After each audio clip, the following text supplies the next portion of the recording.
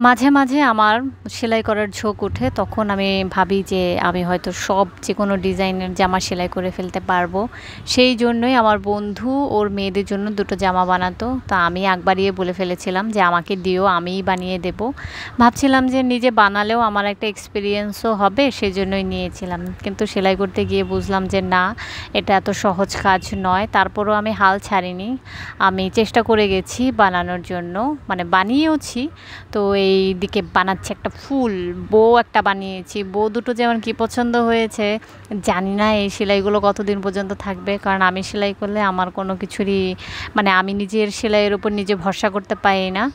তো বানিয়ে ফেলেছি। এটা হচ্ছে ছোট মেয়েটার জামা। ওর বয়স কমাস ৭-৮ মাস।